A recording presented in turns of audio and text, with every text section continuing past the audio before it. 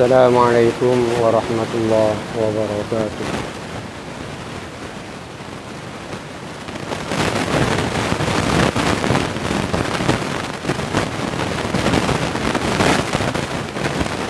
Bismillahirrahmanirrahim.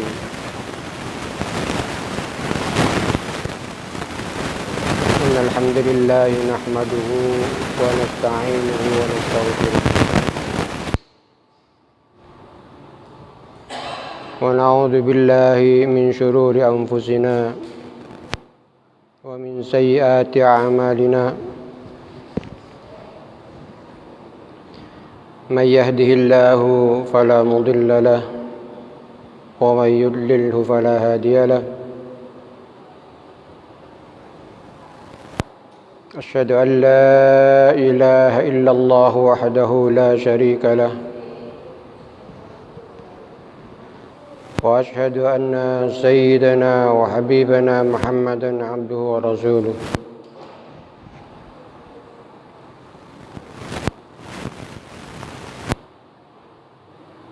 قال إن أحسن الحديث كتاب الله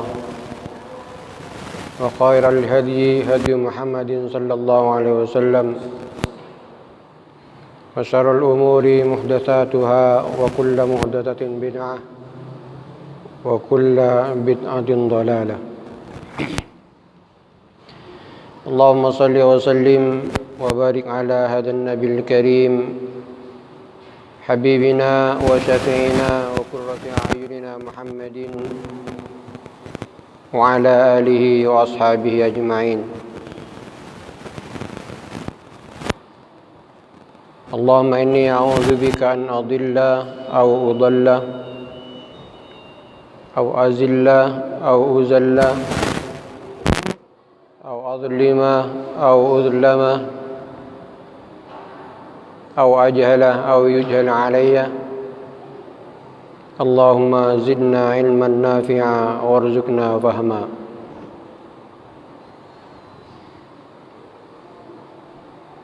قال المصنف رحمه الله تعالى ونفعنا به وبعلومه وأمدنا ببركاته وأسراره في الدارين آمين. لزوم السنة واجتناب البدع.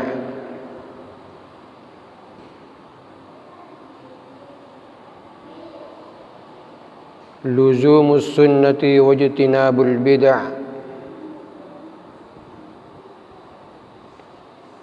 Tetap dalam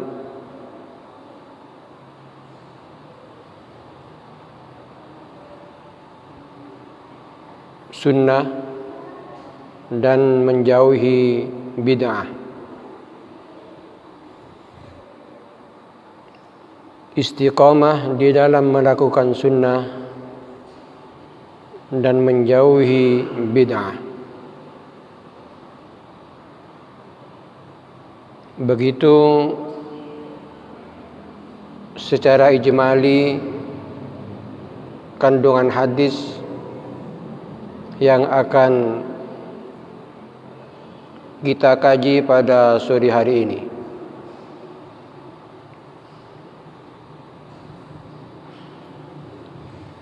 Selengkapnya hadis tersebut berbunyi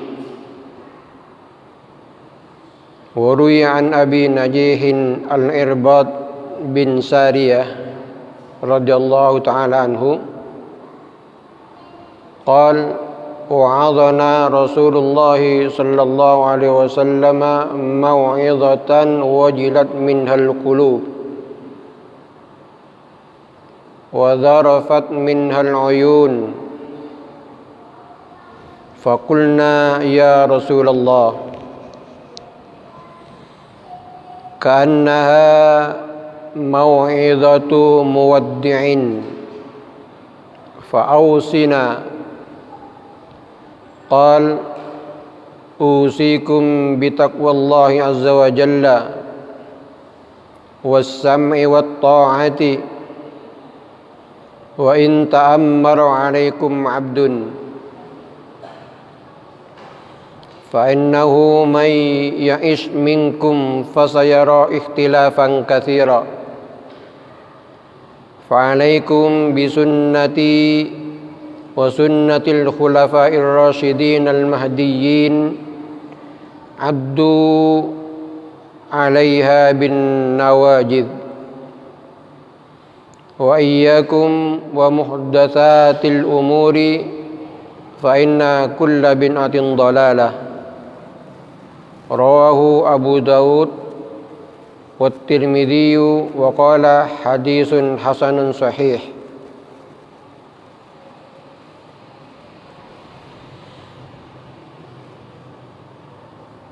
Hadis yang saya bacakan tadi dimuat oleh Imam Abu Daud dalam sahihnya, tepatnya dalam bab luzumis sunnah. Sementara Imam Tirmidzi memuatnya dalam bab al-ilmu.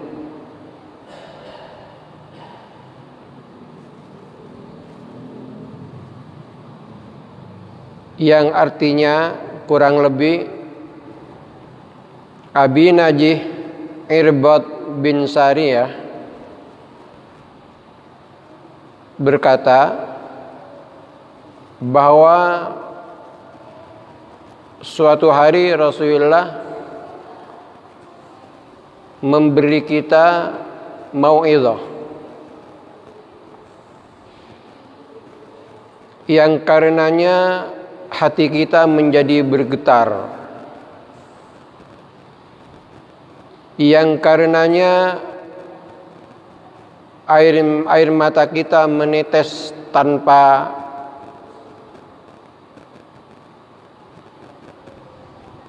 kami rasa.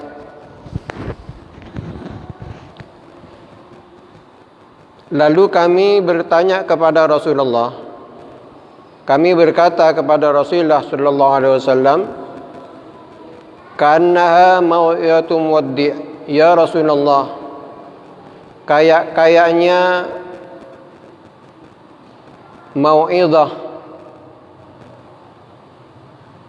yang Rasul sampaikan tadi seperti mau'izah atau nasihat-nasihat orang yang akan meninggal dunia.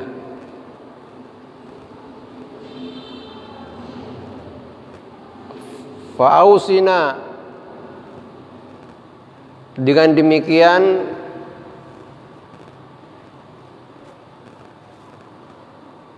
berilah kami nasihat.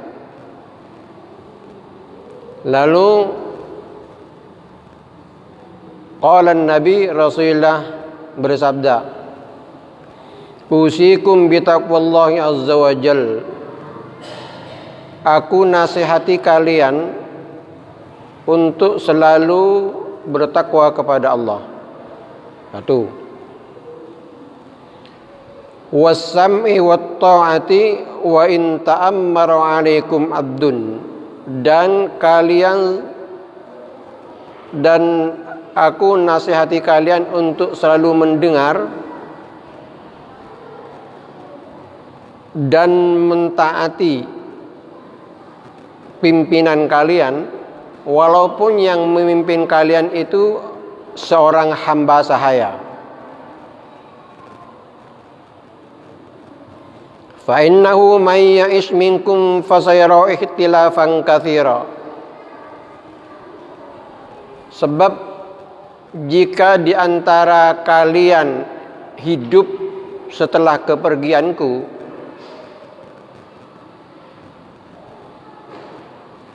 akan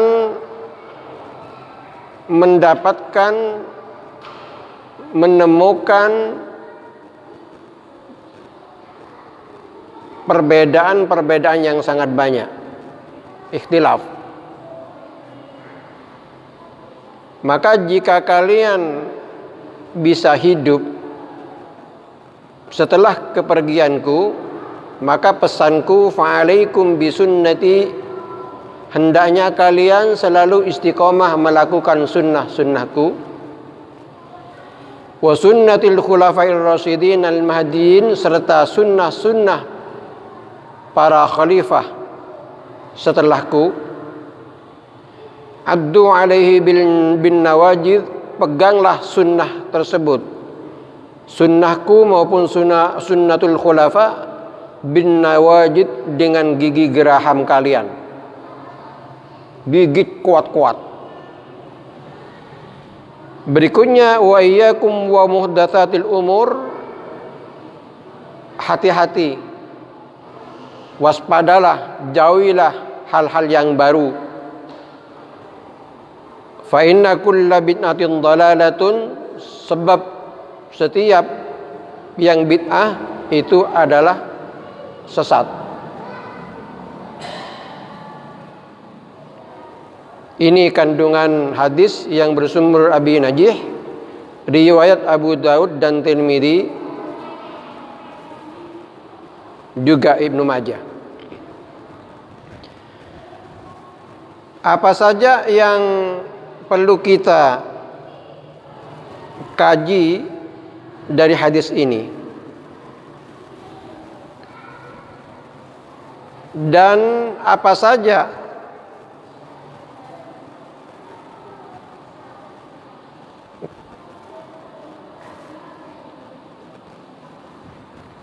dari hadis ini yang dapat membimbing kita, yang dapat mengarahkan kita sehingga kita betul-betul mengikuti pesan Rasulullah, sehingga kita betul-betul mengikuti kandungan secara ijmali hadis ini, yaitu luzumus sunnah wa ijtinabul bid'ah.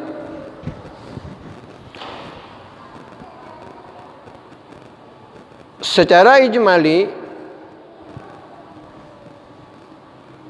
hadis ini istamala ala wasiyatin awsahar rasulu salawatullahi wassalamu alaihi li ashabihi walil muslimina amatan min ba'di, wa jama'a fiha al wasiyata bit taqwa lillahi azza wa jal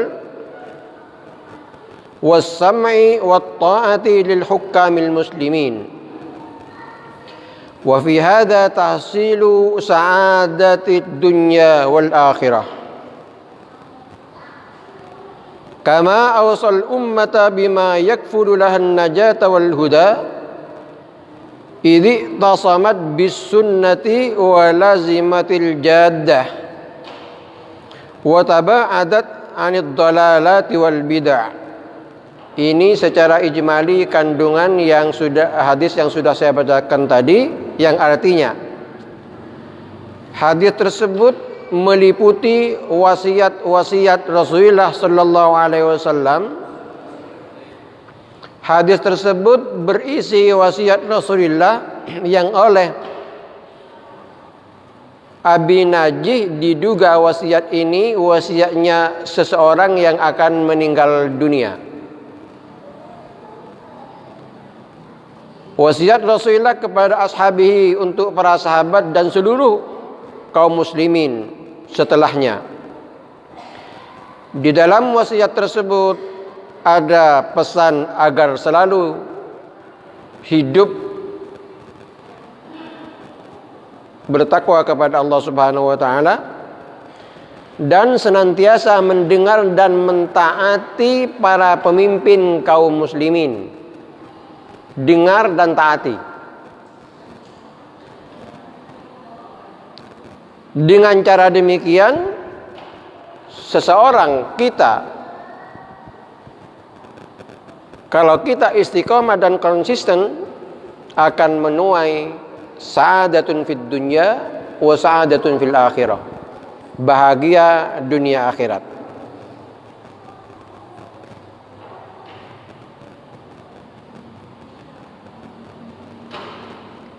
Bila kita mengikuti apa yang dipesankan oleh Rasulullah, Rasulullah akan menjamin yakfululah.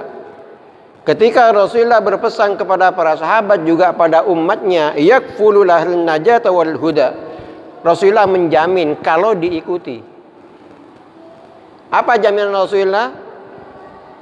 yang ikut apa yang disampaikan Rasulullah ini akan dijamin dia akan selamat, akan dijamin dia akan mendapatkan petunjuk, dan tentu saja itu tadi bila kita berpegang teguh terhadap sunnah, konsisten melalui jalan-jalan yang sudah ditetapkan oleh syariat, dan menjauh sejauh-jauhnya dari kesesatan dan perbuatan bid'ah. Ini kandungan hadis tersebut secara ijmali. Mari kita kaji secara tafsili. Pertama, al-wasiyatu bit-taqwa. At-taqwa hiya imtithalul awamir wa ijtinabun nawahi min takalifis syar'i,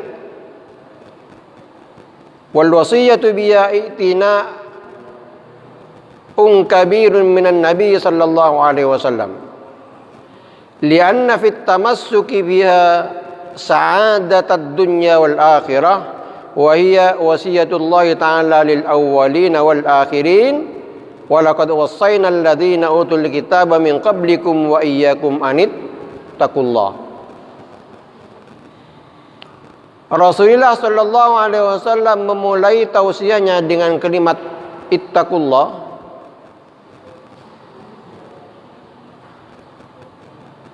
yang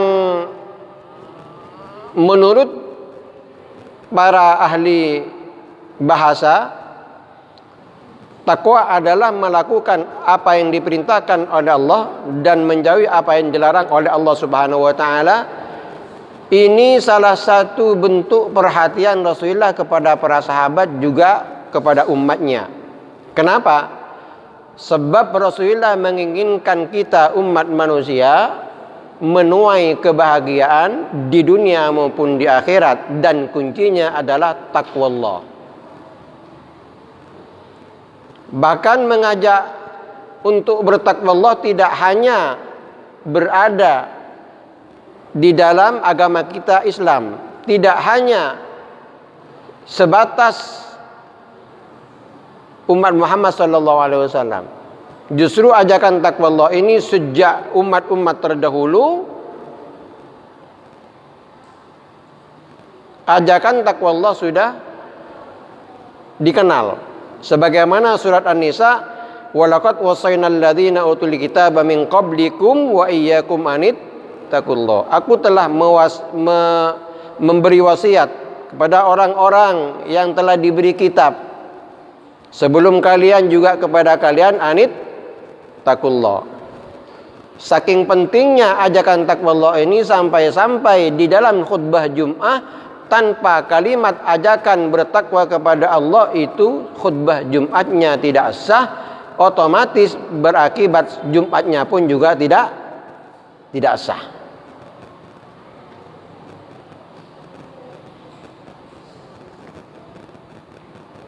Yang kedua, al-wasiyatu bis-sam'i wat-tha'ah. Yang kedua, Rasulullah menganjurkan kita untuk senantiasa mendengar dan mentaati ulil amri, pemimpin-pemimpin kaum muslimin. Kenapa demikian? Sebab itu tadi Rasulullah menginginkan kita ini bahagia dunia dan akhirat. Maka kunci untuk memperoleh kebahagiaan dunia akhirat adalah juga jangan lupa kita mentaati ulil amri. Sejauh mana kita mentaati ulil amri? Dikatakan was-sam'u wat-tha'atu li ulatil umuri minal muslimin fil ma'ruf wajibun awjabahullah. Kita harus mendengar dan mentaati ulil amri, harus mendengar dan mentaati pemimpin-pemimpin kita di dalam kemakrufan. di dalam kemakrufan, itu suatu kewajiban. Dasarnya atiullah wa atiur rasul wa ulil amri minkum. Atiullah wa atiur rasul wa ulil amri, taatilah kalian kepada Allah, taatilah Allah Subhanahu wa taala, taatilah Rasulullah dan ulil amri. Kenapa di sini musannif kok menyatakan fil ma'ruf? Kita dianjurkan untuk mentaati mendengar ulil amri dalam kema'rufan. Dalam kitab-kitab tafsir, para ulama yang ahli di bidangnya mencoba untuk mengorek-ngorek rahasia kalimat dalam ayat ini, ya ayyuhalladzina amanu atiullaha wa atiur rasul wa ulil amri minkum. Ya ayyuhalladzina amanu atiullaha wa atiur rasul wa ulil amri minkum. Ketika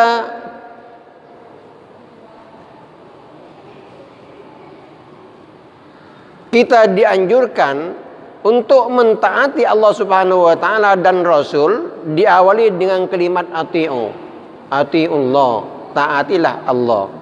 Wa atiur rasul, taatilah Tapi apa kata para mufassirun? Kenapa ketika ulil amri atiullah kok tidak ada? Atiullah ada, atiur rasul tidak, wa atiu ulil, tapi atiunya tidak ada. Kok dibuang atiunya? Kok tidak sama-sama dikasih atiu? Yang kalau di terjemahan bebasnya taatilah Allah dan Rasul dan ulil amri. Ini kata mereka kata mereka, rahasia di balik redaksi yang demikian menunjukkan bahwa mentaati ulil amri itu apabila tidak bertentangan dengan aturan Allah dan Rasul.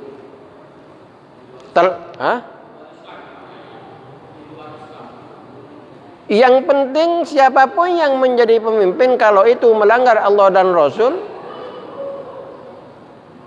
ini terlepas dari pemahaman ulama, di mana ulil amri itu beragam pemahaman ulama. Ada ulil amri itu umara, kata mereka. Ada ulil amri itu justru para ulama itu sendiri. Iya, jadi ini berangkat dari pernyataan Rasulullah sallallahu alaihi wasallam, wa in ta'ammaru alaikum abdun.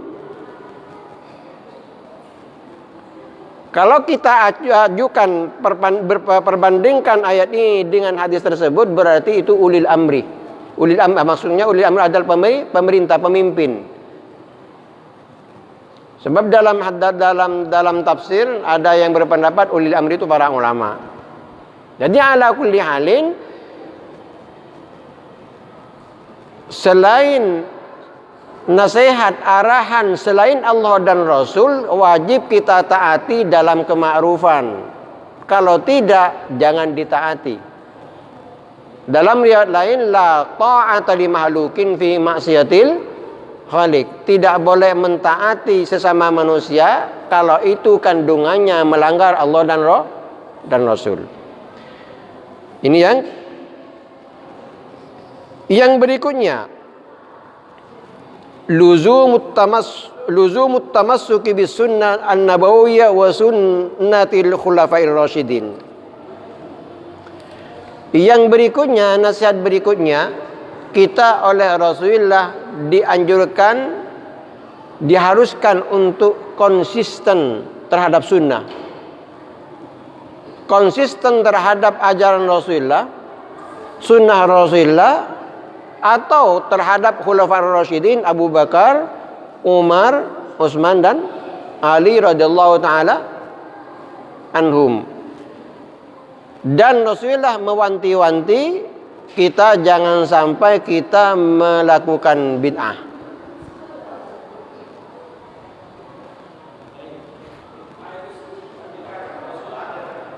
Gak ada. Maka di sinilah menarik. Ya. Hadis ini sejak dulu sudah dikenal banyak umat. Ya. Kullu bid'atin dolalah. Kullu bid'atin dolalah. Jadi dulu, sejak dulu,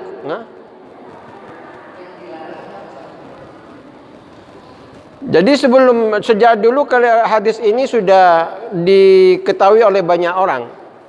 Ya. Dan sebelum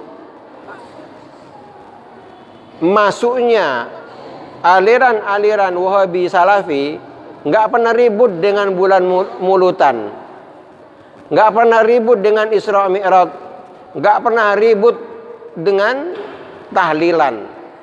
Padahal hadis ini sudah dipesan sejak dulu oleh Rasulullah Sallallahu Alaihi Wasallam. Baru akhir-akhir ini mubalik pendatang-pendatang baru ingin mengacak-ngacak sesuatu yang sudah mentradisi, ingin mengacak-ngacak sesuatu yang sudah mapan, bahkan karenanya bikin umat ini bingung. Kenapa? Mari kita kaji. Udah, kalau sunnah sudah jelas ya. Sunnah adalah ma wadhabahun Nabi sallallahu alaihi wasallam. Sunnah adalah sesuatu yang dilakukan. Sunnah itu ada 3 kemungkinan. Ada perintah dari Nabi, atau ada contoh dari Nabi, atau ada pengakuan dari Nabi. Itu sunnah. Jadi kalau tidak dicontohkan oleh Nabi, lihat mungkin Rasulullah memerintahkan. Kalau tidak ada, lihat apakah Rasulullah tidak melakukan, juga tidak memerintahkan, tapi menyaksikan. Namun Rasulullah tidak melarang. Bahkan Rasulullah mendorong, mensupport. Itu juga sunnah. Yang bid'ah, kullu bid'atin dhalalah wa dhalalatum finar. Kenal kan mulai dulu gitu. Setiap bid'ah itu dhalalah, dan setiap yang dhalalah ada di neraka. Begini, mayoritas ulama tidak memahami bid'ah sebagaimana pemahaman Wahabi Salafi. Wahabi Salafi kan memahami bid'ah sesuatu yang tidak ada contoh. Ya, sesuatu yang tidak ada contoh. Bisakah bid'ah dipahami seperti itu? Bisa, ditinjau dari bahasa. Kenapa? Al-bid'atu fil lughati fa hiya ma kana mukhtara'an ala ghairi mithalin sabiq. Bid'ah dalam ditinjau dari bahasa, apapun yang tidak pernah ada contoh sebelumnya, itu bid'ah. Benar kata mereka. Apapun yang tidak ada contoh sebelumnya bid'ah. Apapun.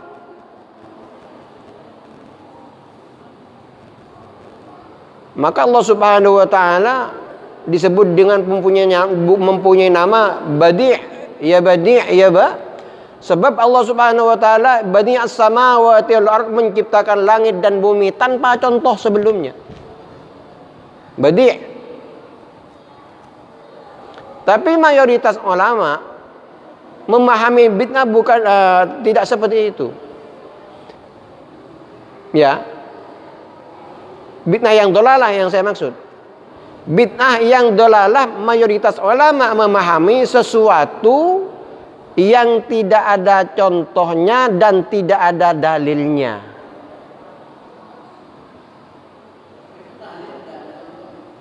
Dalilnya ada. Ingat, Mereka memahami bid'ah adalah sesuatu yang tidak ada contoh dari Nabi. Kalau mayoritas ulama, bid'ah adalah sesuatu yang tidak ada dalilnya. Dalilnya apa? Ada kaulan, ada fi'lan, atau ada takriron. Maka di sini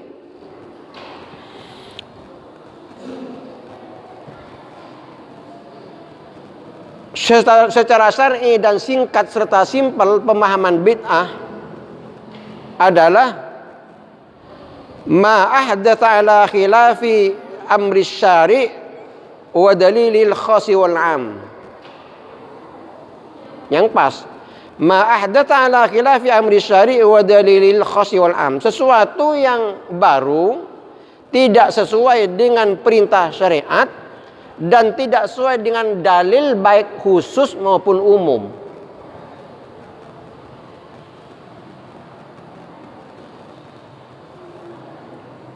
Jadi ketika kalau kita ngomong itu nggak pernah dicontohkan oleh Rasulullah, sempit agama ini. Sempit agama ini. Sangat sempit. Mana Rasulullah sholat tarawih sampai 1 bulan penuh? Enggak. Cuma 3 hari Rasulullah. Cuma 3 hari Rasulullah, setelah itu enggak keluar. Tidak diketahui. Jadi Rasulullah hanya 3 hari keluar. Tapi kenyataannya orang di Mekah Madinah sampai 1 bulan penuh. Apakah ada contoh dari Rasulullah? Tidak ada. Kalau memang yang kata mereka bid'ah sesuatu yang tidak ada contoh. Kedua, tidak ada contoh dari Rasulullah sholat tarawih sampai hatam Al-Quran 1 bulan. Enggak ada. Di Mekah setiap malamnya 1 juz. Kalau memang bid'ah itu sesuatu yang tidak ada contoh. Tapi kalau mengarah kepada pendapat jamhur ulama, bid'ah itu adalah sesuatu yang melanggar, yang tidak sesuai dengan perintah syariat, juga tidak ada sesuai dengan dalil baik umum maupun khusus. Oleh karenanya Imam kita Imam Syafi'i waqad uruya an Syafi'i annahu qala al bid'atu bid'atun mahmudatun wa bid'atun madhmumatun. Bid'ah ada 2, ada bid'ah yang terpuji, ada bid'ah yang tercela. Fama wafaqa sunnah fa huwa mahmudun, maka sesuatu yang baru yang tidak pernah ada di zaman Rasulullah, tidak pernah ada di zaman sahabat, ya, tapi sesuai dengan dalil umum maupun khusus. Mahmudatun terpuji. Wa ma khalafa sunnah fa huwa madhmumun. Sesuatu yang baru tidak sesuai dengan sunnah, baik kaulan fi'lan atau takriran, itu madhmum, tercela.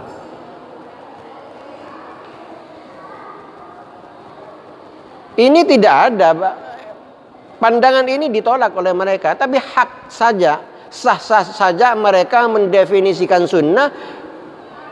Tidak ada contoh dari Rasulullah. Ada yang lucu. Siapa? Tokoh Wahabi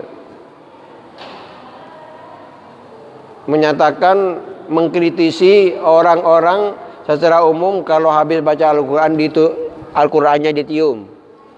Ya Pak, itu ya sekelompoknya Khalid Basalamah, Firanda, Jawas ya. Iya. Ini enggak ada contoh dari Rasulullah. Enggak ada contoh dari Rasulullah mencium Al-Quran. Emangnya zaman Rasulullah ada Al-Quran? Ada tulisan Al-Quran? Enggak ada. Ya, kalau guru saya Sayyid Muhammad Al-Maliki sebetulnya tidak begitu gelisah dengan mereka, tapi yang Abu Ya itu nggak suka takfirinya itu, membid'atkan orang, mengkafirkan orang, itulah Kalau mereka punya hak seperti itu, berpandangan seperti itu, ya terserah aja lah. Tapi itu tadi, kalau dipahami seperti itu ya agama ini sangat sempit. Jadi tahlil, mulutan, itu memang tidak pernah di zaman Rasulullah. Tapi secara umum ada dalil-dalil umum, ada banyak. Itu Imam Taus dalam fatwa Imam Suyuti jilid yang kedua menyatakan ya bahwa orang mukmin kepanikan orang mukmin akan dialami 7 hari di alam kubur. Yuftatanul mu'minu fi qabri sab'ata ayyam. 7 hari. Jadi dalam kitab fatwa Imam Suyuti itu disebutkan jilid yang kedua bahwa orang mukmin meninggal 7 hari itu iftatan, panik dalam kuburannya, sehingga mereka merindukan kiriman sedekah dari yang hidup. Sementara orang-orang munafik sampai 40 hari. Ala kulli halin, yang penting kita isinya lah. Kan dulu sebelum kedatangan orang-orang ini kan damai Indonesia. Nggak pernah ribut. Datang kok merusak. Betul loh. Ya sekali lagi kita hormati hak mereka memahami seperti itu. Ya mbok hargailah. Apalagi ini mayoritas. Kan mayoritas. Ya. Maka Imam Syafi'i sekali lagi, apa yang mendasari Imam Syafi'i menyatakan bid'ah itu ada 2 macam, bid'atun mahmudah wa bid'atun madhmumah, wa tajja bi qauli Umar radhiyallahu an ni'matul bid'atuha hadhi. Ni'matul bid'atu hadhi. Ini dasar Sayyidina Imam Syafi'i menyatakan. Jadi ketika Sayyidina Umar ya setelah wafat Rasulullah mengumpulkan Ubay bin Ka'ab untuk melakukan sholat tarawih bersama-sama, di mana setelah Rasulullah sholat tarawih 3 hari kemudian ditinggal, mereka kacau di masjid sendiri-sendiri. Akhirnya Sayyidina Umar mempunyai inisiatif untuk mengumpulkan, memanggil Ubay bin Ka'ab yang di mana beliau itu salah satu sahabat yang bacaan Al-Qur'annya bagus. Bukan. Sehingga ketika terlaksana inisiatif Sayyidina Umar, baru Sayyidina Umar menyatakan ni'matul bid'atu hadhihi. Inilah bid'ah yang bagus. Jadi kata Sayyidina ni'matul bid'atu hadhihi. Ini pernyataan Imam Syafi'i berangkat dari pernyataan Sayyidina Umar ni'matil bid'atu hadhihi. Wa ruwiya annahu qala al-muhdatsat darban. Dalam riwayat lain al-muhdatsat darban, sesuatu yang baru itu ada 2 macam. Ma ahdatsa mimma yukhalifu kitaban aw sunnatan aw atharan aw ijma'an fayyal bid'atu dhalalah. Coba. Sesuatu yang baru yang tidak sesuai dengan Al-Quran atau tidak sesuai dengan sunnah atau tidak sesuai dengan pernyataan para sahabat atau tidak sesuai dengan ijma' para ulama, inilah bid'ah yang sesat. Wa ma ahdatha fi min khairin la khilafihi li wahidin min hadha wa hadhihi muhdathatun ghairu madhmu.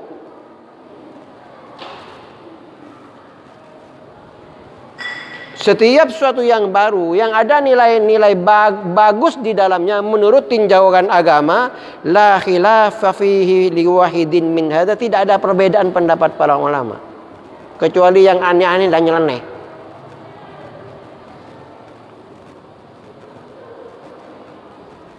Ini pernyataan Imam dan banyak ulama-ulama yang lain. Maka apa yang harus kita tempuh sehubungan dengan kondisi umat Islam di Indonesia karena kedatangan mereka, sementara kita tidak bisa memblokir sendiri mereka. Yang namanya media nggak bisa kan? Jadi pesan saya bagi yang kurang begitu memahami, kurang dalam agamanya, nggak usah membuka YouTube mereka. Ya. Yang kedua, cuekin aja. Pokoknya kita nggak usah bimbang dengan apa yang sudah mentradisi di tengah-tengah masyarakat umat Islam Indonesia sejak dulu. Bila ada yang baru, nggak usah berkomentar, jangan ikuti saja. Itu saja caranya.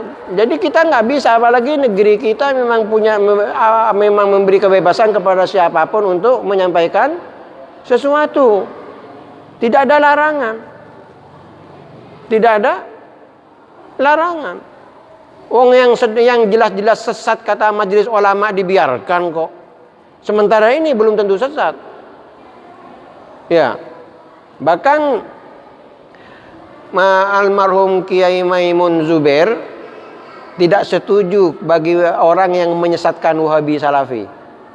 Beliau tidak menyesatkan tapi dosa gitu loh. Dosa. Menarik. Jadi kata Kiai Mbah Maimun, mereka tidak sesat tapi dosa. Menurut Kiai almarhum Kiai Maimun. Jadi ini maka kita harus mengikuti sebuah ungkapan, inna hadzal ilma dinun fanduru amman ta'khudunahu dinakum. Ilmu yang kita pelajari agama ini adalah termasuk agama.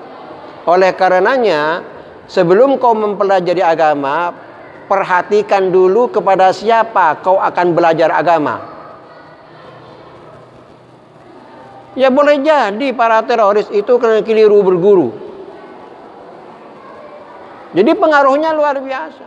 Maka sekali lagi menutup perjumpaan kita sore hari ini, ya, jangan semua mubalik yang masuk ke YouTube Anda simak, kecuali Anda mempunyai dasar yang dalam dan kuat.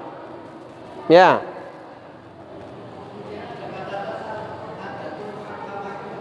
Al-adatu muhakkamah itu dalam kitab-kitab usul fikih. Jadi kadang-kadang tradisi itu dijadikan acuan penetapan hukum. Ya tentunya para ahli, bukan kita. Dari dalam usul fikih memang ada istilah al-adatu muhakkamatun. Jadi tradisi itu kadang-kadang bisa dijadikan acuan hukum, menentukan hukum, yaitu diarahkan ke, selama itu tidak ma yukhalifu kitaban aw sunnatan aw atharan aw ijma'an. Jadi saya di mana-mana berpesan, ketika orang tanya gimana Ustaz, ini begini, ini begitu, enggak usah. Caranya gini, kalau antum kurang mendalam ilmu agama memang bikin bingung. Di negeri kita ini beri kebebasan, boro-boro yang tidak sesat, yang sesat pun dibiarkan. Hanya saja pernyataan Majelis Ulama Indonesia sebatas pernyataan, aliran ini sesat, ini sesat. Hanya itu saja. Maka ketika Majelis Ulama menetapkan demikian, maka kita harus menghindari. Seandainya apa yang dinyatakan oleh Majelis Ulama ini sesat, kemudian oleh pemerintah di-stop, kan enak. Jadi kalau yang sesat saja tidak di-stop, apalagi kelompok Wahabi dan Salafi yang menurut Kiai Maimun Zubair itu hanya dosa, maka kita yang harus. Jadi persilakan, kecuali yang sudah mungkin seperti Ustadz Taufik sudah sarjana dia, jadi nggak terpengaruh kalau mendengar kajian-kajian seperti itu. Tapi kalau belum mendalam ilmu agamanya, maka Imam Ghazali berpesan dalam kitab kecilnya, apa Imam Ghazali dalam kitab Bidayah, ya, kalau masih belum apa-apa jangan suka mendengar perbedaan ikhtilaful ulama. Nggak usah mempelajari lintas mazhab. Kalau masih belum mendasar. Jadi begitulah. Jadi kesimpulannya apa yang dapat kita kaji pada sore hari ini, pertama, selalu kita hendaknya selalu bertakwa Allah. Ya, yang satu, pertama. Kedua, taatilah ulil amri, pemerintah, selama itu kemakrufan. Kalau bukan kemakrufan jangan diikuti. Yang ketiga, bahwa kata Rasulullah SAW, sepeninggal Rasulullah akan terjadi perbedaan yang sangat tajam, perseteruan ketetapan hukum yang sangat tajam, ya, itu akan terjadi dan pasti, dan sudah kenyataan sudah maka pesan Rasulullah, ketika kau hidup dalam kondisi yang banyak keragaman pendapat, pegang teguhlah sunnahku, pegang teguhlah sunnah khulafaur rasyidin setelah aku. Bagaimana cara berpegang teguh kepada mereka? Ya tentu para ulama yang lebih tahu apa kata Rasulullah adalah para sahabat. Yang lebih tahu apa kata para sahabat, para tabi'in. Dan begitu seterusnya. Maka dengan sendirinya secara logika mengikuti madhab itu suatu keniscayaan. Nggak usah ikut madhab, langsung aja kepada Al-Quran dan hadis. Baca Al-Quran aja nggak bisa, mau langsung Quran dan hadis. Ya apa sih? Jadi sekali lagi, lanjut terus. Jadi lanjut terus, nggak usah digubris. Tahlil terus, mulutan terus.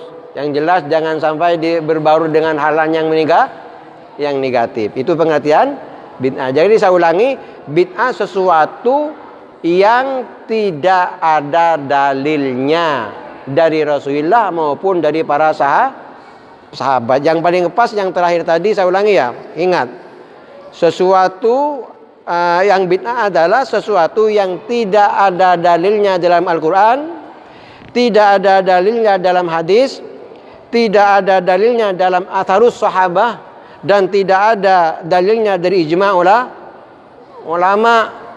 Jadi kalau yang menyatakan bid'ah itu yang tidak ada contoh sebelumnya, terlalu sempit, sekali lagi terlalu sempit. Ya, terlalu sempit, nggak bisa berkutik kita umat Islam untuk beribadah.